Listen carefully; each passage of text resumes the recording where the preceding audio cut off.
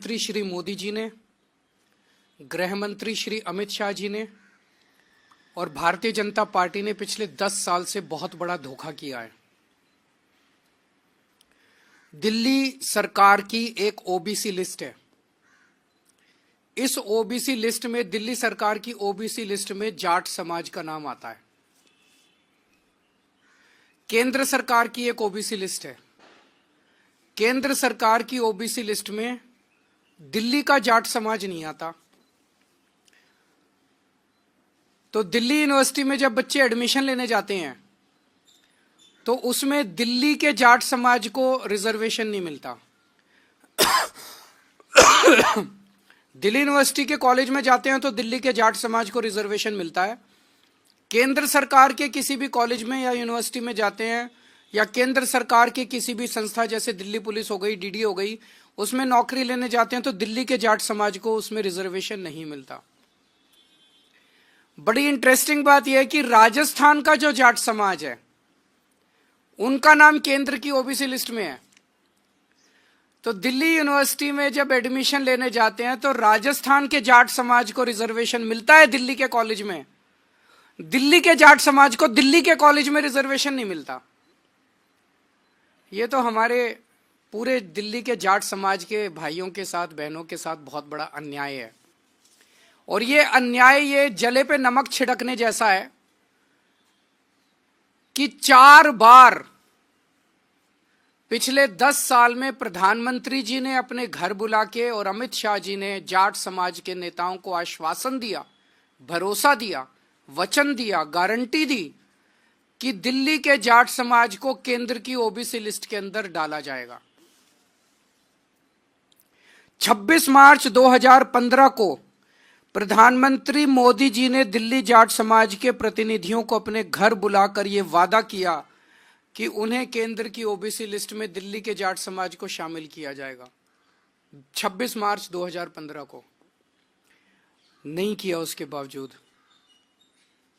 8 फरवरी 2017 को अमित शाह जी ने यूपी चुनाव से पहले चौधरी वीरेंद्र सिंह के घर फिर से दिल्ली और देश के जाट नेताओं को यह वादा किया कि जो स्टेट लिस्ट में ओबीसी जाती हैं उनको केंद्र की लिस्ट में जोड़ा जाएगा।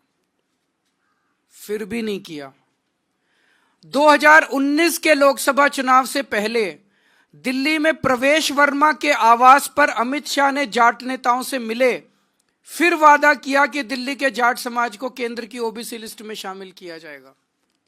फिर धोखा दिया, फिर नहीं किया।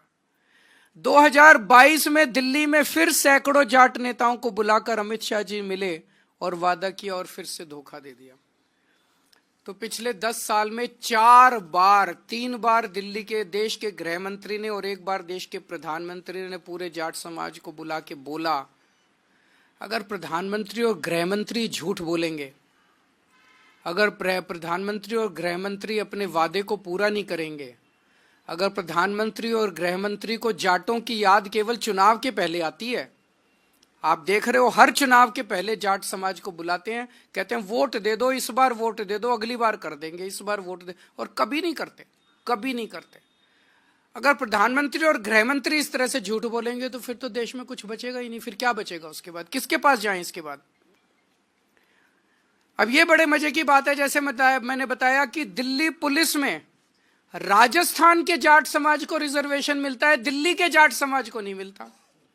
एनडीएमसी में, डीडीए में, सफदरजंग अस्पताल में, ऑल इंडिया मेडिकल में राजस्थान के जाट समाज को रिजर्वेशन मिलता है, दिल्ली के जाट समाज को नहीं मिलता। दिल्ली के अंदर दिल्ली वालों को रिजर्वेशन नहीं मिलता, बाहर वालों को मिलता है। भाई ऐसा क्यों? तो मैंने कल प्रधानमंत्री जी को चिट्ठी लिखी है, उस चिट्ठी की कॉपी अभी आप सब लोगों को बांट दी जाएगी। मैंने प्रधानमंत्री जी को उनके वादे, उनके और अमित शाह जी के वादे याद दिलाए हैं कि आप ये वादा पूरा कीजिए और जाट समाज के साथ धोखा किया गया है। जाट समाज के साथ साथ 5 और जातियां हैं जो दिल्ली की स्टेट लिस्ट में हैं और केंद्र की स्टेट लिस्ट में नहीं है। ये है रावत, रोनियार, रायतंवर, चारण और ओड। इनको भी दिल्ली की केंद्र सरकार के जितने संस्थान हैं वहां पे रिजर्वेशन नहीं मिलता। ये भी दिल्ली की ओबीसी लिस्ट में है, केंद्र की ओबीसी लिस्ट में नहीं है। तो जाट समाज के साथ साथ इन अन्य 5 जातियों को भी इसमें शामिल किया जाए, ताकि इन जातियों के युवाओं को भी शिक्षा में और रोजगार में उचित अवसर केंद्र सरकार के संस्थानों में भी मिलने लगे।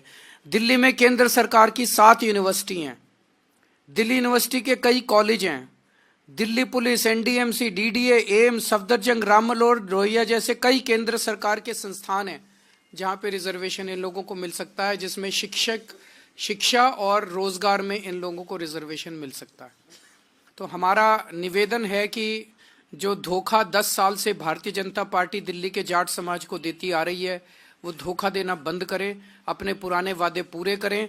और अगर पूरे नहीं करेंगे तो आज केजरीवाल दिल्ली के पूरे जाट समाज को ये वादा कर रहा है कि मैं आपके लिए संघर्ष करूंगा और मैं केंद्र सरकार से करवा के लेके आऊंगा, चाहे मुझे इसके लिए जो मर्जी। वीके न्यूज, राष्ट्र के नाम।